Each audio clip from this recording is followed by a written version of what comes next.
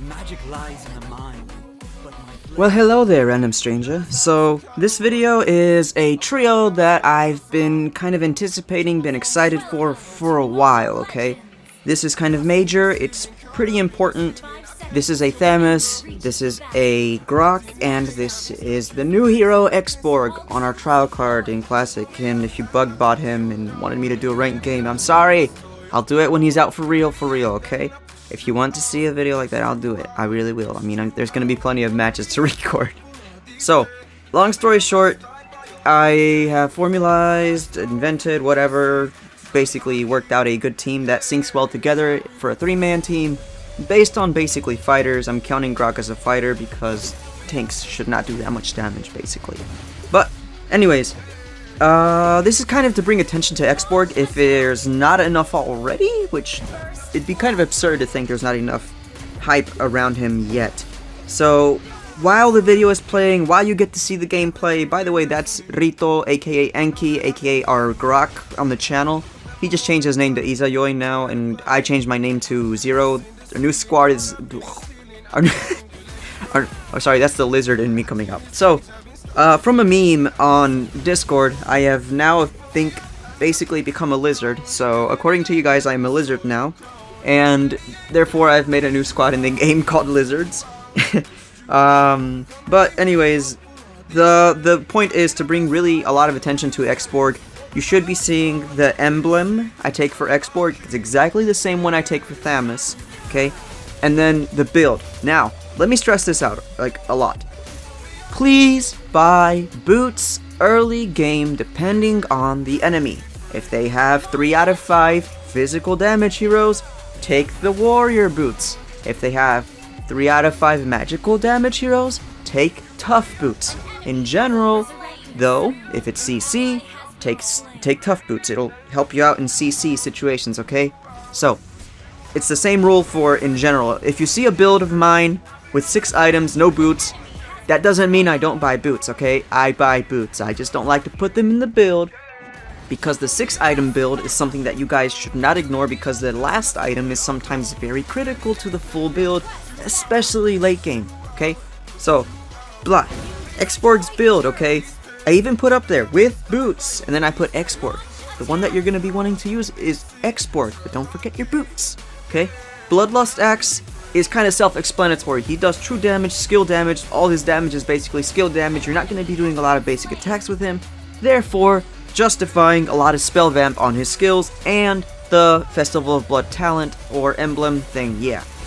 So, Rose Gold Meteor is kind of interesting on him. Now, the X.Borg we have on the actual original server right now, I don't know if they'll change him again, we don't know, but it's pretty much out for grabs now, unless there's some random adjustment. But as of now, they kind of took away a little bit of his survivability, gave him a little bit more HP, but took away a lot of his, like, actual armor stuff, okay? So, that's why we have, like, right off the bat, we can't lose damage, and we can't lose, like, magic res. They're both critical, so we have to, shuffle in, put in the Rose Gold Meteor in there.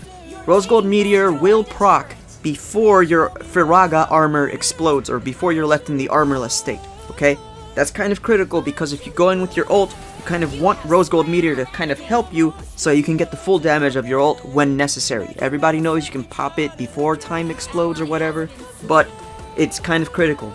Now, Immortality is right after. The reason why is because Immortality, if you die with Immortality with X.Borg, when you respawn, your Firaga armor will be completely full, okay, to the max. Full. Now, the idea here is if you're tanky enough already, you have enough spell vamp already, you're actually going to start healing your armor back, and by the time your Immortality wears away, your Firaga armor will be in a state where if you're kind of like low on Firaga armor, your Rose Gold Meteor will proc again. Rose Gold Meteor's cooldown is kind of way lower than Immortality, so you're going to be relying on it way more than Immortality. But Immortality can make for a lot, and I mean a lot of life-saving epic moments or whatever you want to call them. Now, the next green item we have is the Blade of Despair. So, the Blade of Despair, everybody knows, 170 attack, and you blah, blah, blah, blah. It's there to buff your damage, okay? There's nothing else that it's there for. It's not there for the movement speed, it's not there for any other reason than just getting more damage, okay? You can flip Athena's shield earlier if you think you're gonna die more, but think about it this way, the more damage you do, the more you can spell vamp, the more you can heal, blah, blah, blah. It's kind of like a high risk, high reward type of thing, so yeah. Now, Athena's shield actually is not for the reason you think it's there. It's just because it's the highest calculating magic res item left in the game, so that's why it's there. I know it sucks to have it late game because then the shield doesn't really give you a lot, but you kind of have this huge armor already, so nah, it's not really there for the shield, it's there for the magic res, although if it goes to really late game, the shield will help out, of course, always, yes. Now, this is where things get interesting. Why at the end? Oh, why at the end? Now, why can't I move this up? Because you will nerf yourself, okay? X.Borg is going to be up in everybody's face. He's going to be getting a lot of kills, a lot of assists, a lot of jungling, a lot of invasion. His gold lead is going to be way up along with Thamuz and Grok, okay? They're going to be really aggressive, so they have a lot of gold usually. So the reason that the Courage Mask does not come in earlier is because it's not as helpful as Rose Gold Meteor, it's not as helpful as Immortality, it's not as helpful as Blade of Despair or Athena's Shield early in the game. Late game, when everybody has their levels, when everybody has basically their full build, then there's no reason not to get Courage Mask on X.Borg. In case you didn't know, I did run a little test. Yes, always running tests. The Courage Mask does stack, so if you have 2 or more people with it, they will stack. The problem is the range is like really short, like really short, like you have to be standing and like touching elbows with your partner for the effect to stack, so it's better to carry your own late game. But what Courage Mask is going to do is, you know, make every can of nuclear waste that X.Borg poops out on the field to, you know, heal him for more. Everything related to his heals when he recovers his armor, everything is going to get boosted by 50%, okay? Everybody kind of missed this. This item actually completely counters Deadly Blade, so yes, if you do put it on Alucard, you will heal 50% more. It's kind of really a broken item, but it goes in at certain times on different heroes. Thamuz, it comes in right after armor because it procs on his ultimate. His ultimate heals based on his, you know, max HP, 3%. This brings it up to like 4.5%, okay? That's a big difference. You think it's not a lot of a big difference, but it is a really big difference for Thamuz. That's why it comes in way earlier. It doesn't come in super early because then you lose gold and you lose, you know, everything because you're not solo laning in a trio. You see my point? But anyways, I'll do more on that specific mask later. I don't know if I'm going to make it a Alucard video. I don't know if I'm going to make it a in general healer video. I don't know, but that mask is pretty broken. Look into it yourself. Go try out the heroes that you know heal or lifesteal. Remember, lifesteal gets converted into a healing effect. That mask will amplify lifesteal, and it will completely counter the Necklace of Durance and the Deadly Blade, or whatever the new thing is called, okay? So yeah, that's the new gig on X.Borg. Everybody's hyped for him, I'm hyped for him, you're hyped for him, everybody's hyped for him. I think he will be banned. This is the build that's gonna work for you, hopefully.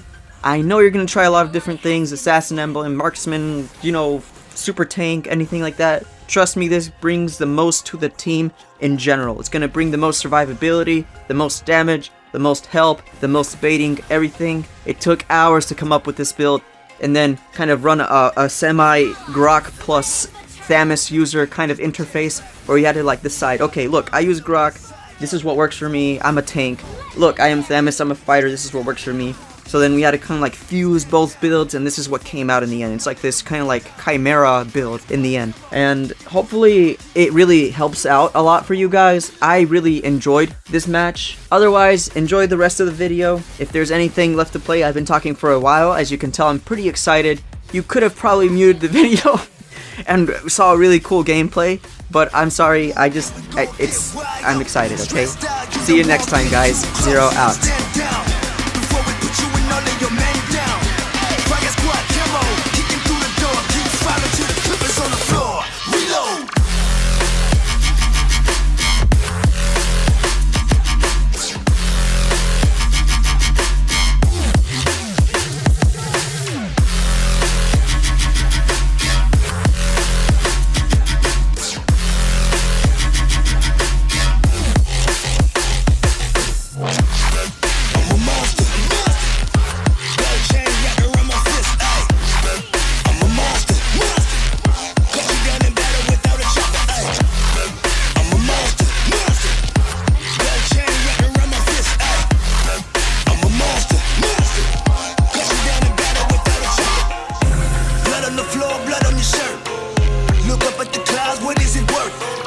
Don't ask me my advice, I don't teach.